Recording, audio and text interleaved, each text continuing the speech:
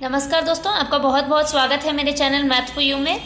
आज मैं आपको बताने जा रही हूँ how to convert decimal into fractions.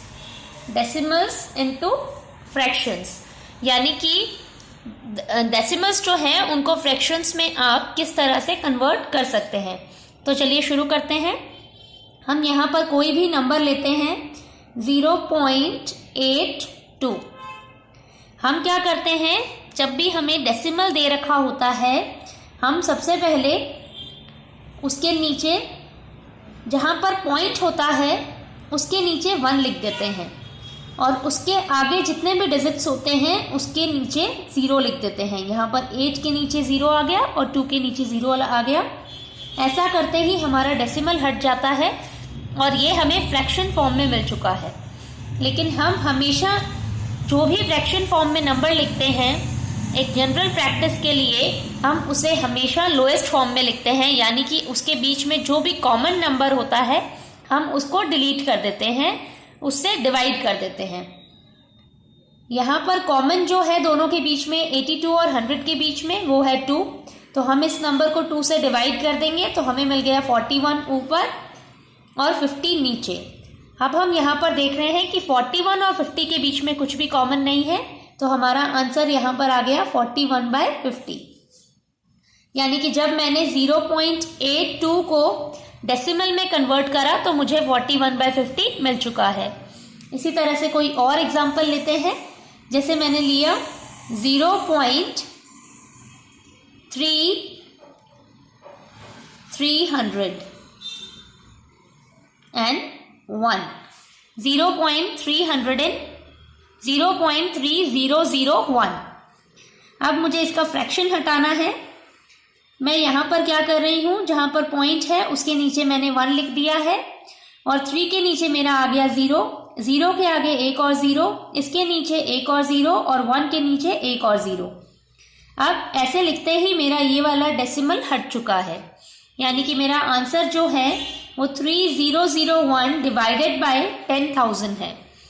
यहाँ पर मैं देखती हूँ कि यहाँ पर इन दोनों के बीच में कुछ भी कॉमन नहीं आ रहा है, तो डायरेक्ट हमारा जो आंसर है वो हम यही लिख देंगे। लेकिन जब भी हमें कुछ कॉमन आ रहा होता है नंबर, जैसा कि हमने इस प्रॉब्लम में देखा, तो हम सबसे पहले उस कॉमन नंबर से डिनोमिनेटर और न्यूमरेटर दोनों को डिवाइड कर देते हैं। यानी कि न्यूमरेटर मतलब ऊपर के पार्ट को, डिनोमिनेटर मतलब नीचे के पार्ट को, दोनों तरफ उस कॉमन नंबर से डिवाइड कर देते हैं। हम कोई और एग्जांपल लेते हैं। जैसे कि मैंने एक एग्जांपल लिया है 0.33333333। ये कंटिन्यूअस होता जा रहा है, इसका कोई एंड ही नहीं है। तो हम इस तरह के नंबर्स को डेसिमल में कैसे लिखेंगे, हम क्या करेंगे, इसको हम एक नंबर असाइन कर देंगे। Let x is equal to 0.333333। हमने इसको x ले लिया है। अब हम क्या कर रहे हैं, हम x को 10 से मल्टीप्लाई कर रहे हैं। तो जब मैंने x को 10 से मल्टीप्लाई किया तो मुझे लेफ्ट हैंड साइड में मिल जाएगा 10x और राइट हैंड साइड में मुझे मिलेगा 3.333333 एंड सो ऑन। यहाँ पर जब मैं इस वाले नंबर को 10 से मल्टीप्लाई करूंगी तो मुझे 3.3333 ये मिल जाएगा। इसको मैं इक्वेशन नंबर 1 लेती हूँ, इसको मैं इक्वेशन नंबर 2 लेती हूँ। यहाँ पर मैं क्या कर रही हूँ, सब्ट्रैक्ट इक्वेशन 2 फ्रॉम इक्वेशन 1।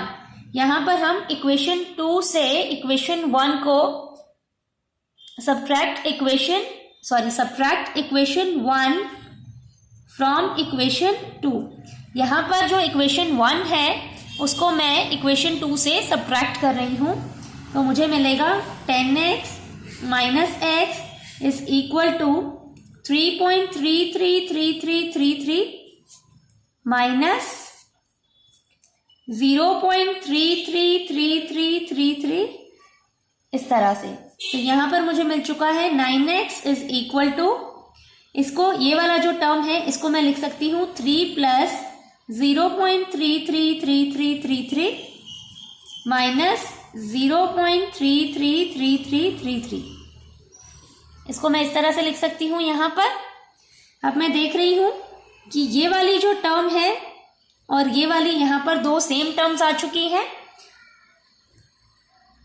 तो ये कैंसिल हो गया क्योंकि एक पॉजिटिव है एक नेगेटिव है।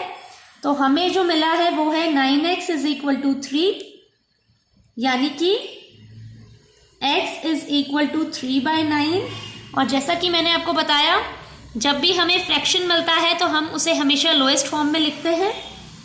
तो हमें यहाँ पर मिल जाएगा x इज इक्वल टू 1/3। हमें x इज इक्वल टू 1/3 मिल चुका है। तो हमारे पास कोई भी डेसिमल हो, हम उसे फ्रैक्शन में कन्वर्ट कर सकते हैं अगर वो या तो वो कुछ डिजिट्स के बाद में एंड हो जाए, टर्मिनेट हो जाए, रुक जाए, या फिर अगर वो रुके नहीं लेकिन वो रिपीट होता जा रहा है, तो उन डेसिमल्स को भी हम फ्रैक्शन में कन्वर्ट कर सकते हैं। लेकिन हमारे पास कुछ फ्रैक्शंस ऐसे होते हैं, जो कुछ डेसिमल्स ऐसे होते हैं जो कि फ्रैक्शंस में कन्वर्ट नहीं हो सकते हैं। वो हमारे पास में इरैशनल नंबर्स होते हैं जिनको हम फ्रैक्शंस में कन्वर्ट नहीं कर सकते हैं। इसके कुछ एग्जांपल्स हैं। √2, इसको अगर हम डेसिमल में लिखेंगे तो 1.41, ये कंटिन्यूअसली चलता रहता है, इसको हम फ्रैक्शन में नहीं लिख सकते हैं। अगर हम पाई की वैल्यू लिखते हैं तो ये 3.14, ये कंटिन्यूअसली चलता रहता है डेसिमल, इसको हम फ्रैक्शन में नहीं लिख सकते हैं। इसी तरह से कुछ और एग्जांपल्स है, √3, √5, √7, ये सभी डेसिमल फॉर्म में होते हैं लेकिन इनको फ्रैक्शन फॉर्म में नहीं लिखा जा सकता। ये सभी के सभी जो नंबर्स होते हैं वो इरैशनल नंबर्स होते हैं जिनको हम फ्रैक्शन में नहीं लिख सकते हैं।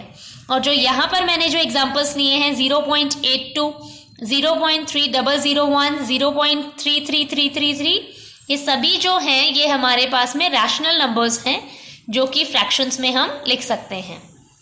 अगर आपको मेरा ये वीडियो पसंद आया है तो प्लीज़ मेरे वीडियो को लाइक कीजिए, और अगर आप इसी तरह के वीडियोस फ्यूचर में देखना चाहते हैं तो प्लीज़ मेरे चैनल को सब्सक्राइब करना ना भूलें। Thank you so much for watching this.